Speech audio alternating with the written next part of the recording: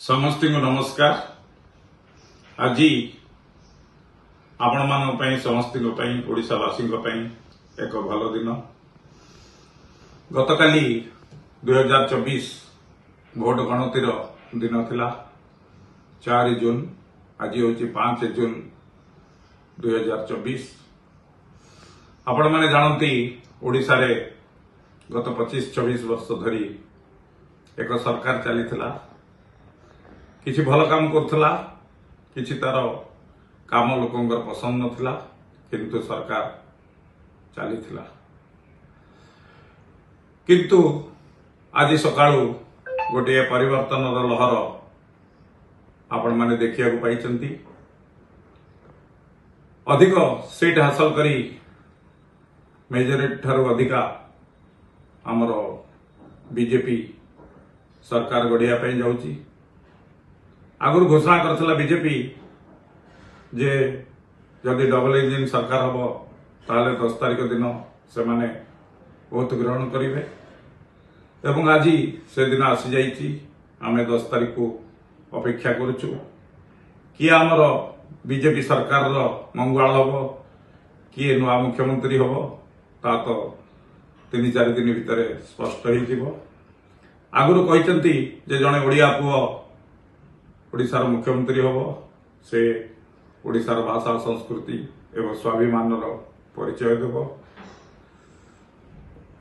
अतीत आपण माने जानिचंती आमे सांबादिक माने गणमाध्यम प्रतिनिधि माने बारंबार आंदोलन करिथिलु हमर बहुविध समस्या नहीं। शेष पर्यंत गत सरकार हमर समस्या को सुनी नांती। हमको विधानसभा लोकसभा भवन जीवाई बंद कराइला। 3 ताला को मध्य आमे जाई पारनथुलु जोठी की मुख्यमंत्री कार्यालय रही। गोटे अबाध गणतंत्र पाई गोटे अबाध गणमाध्यम निहाती आवश्यक। आपण मानकर मन थिबो जेतेबेले धर्मेंद्र प्रधान संबलपुर लड़िया पे आसिले लोकसभा, सेतेबेले सांबादिक मान तांको केतोटी सुविधा सुजोग देवा पई कहिथिले एवं से समस्त सुविधा सुजोग देवा पई स्वीकार करथिले एवं आज से सांसद भावरे संबलपुर जीतिगिरी आसीचंती। तेणु आम आशा करूछु आगामी दिन में निश्चित भाव से आम मानकर कथा बुझिबे।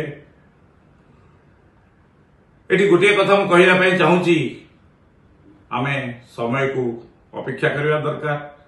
अतीत रे आमे समय को अपेक्षा करथिलु एवं एई परिवर्तन को अपेक्षा करथिलु एवं आज से परिवर्तन दिन आसीची।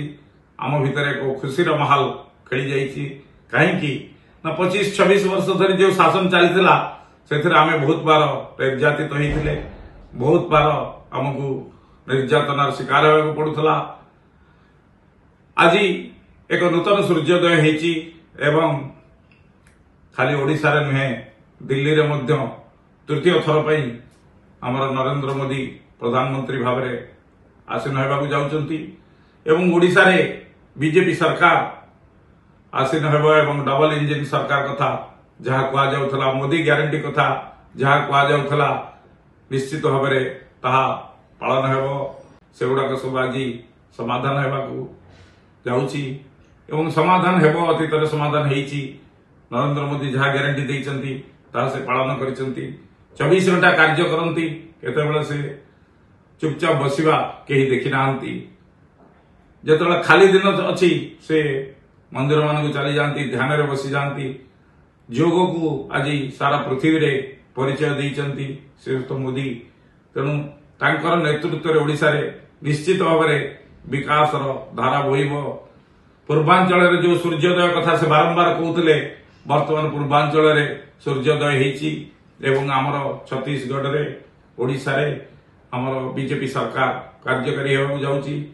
छत्तीसगढ़ रे ऑलरेडी हेई सारिची एवं ओडिशा रे होबाक जाउची एवं 10 तारिख को आमे अपेक्षा करछु।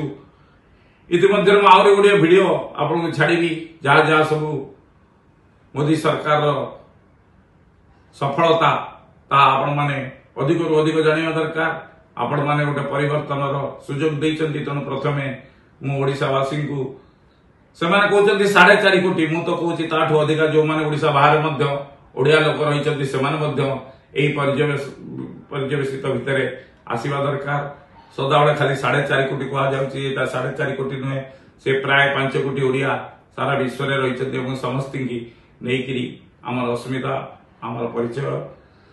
एइटी गोटिया कथा मु कहबी, प्रभु जगन्नाथ को पाखरे मु निश्चित भाव ऋणी रही। बारंबार मु जगन्नाथ को प्रार्थना करे जे प्रभु ये कौन सब चली आपण केमिति आक सब सहुचंती, केमिति हमर रघुनंदन लाइब्रेरी भांगी गला, केमिति हमर मंगू मठ भांगी गला, केमिति हमर छतावर मठ भांगी गला। ये सब मठ मंदिर ये हमर घर को नष्ट विखंड करथिबा व्यक्ति मानकु किछि शास्ति दिया जाऊ एवं शास्ति दिया गला। मु सेथिबे प्रभु जगन्नाथ पाखरे कृतज्ञ। आमर कथार अछि उत्कल नेतार नहीं प्रयोजन, उत्कल नंदिता निजे नारायण। नारायण कहले आमे प्रभु जगन्नाथ ही बुझू। आमर एबे चारिद्वार केबे खोलिबो, केबे ए धाड़ी व्यवस्था बंद हेबो एवं साहाण मेला भली आम माने आगुरु जेमति जाउथुलु मंदिर भितर को सेमति मंदिर भितर को जीवु। सेति पे आमे अपेक्षा करिछु। जय हिंद, जय जगन्नाथ, जय आपण माने।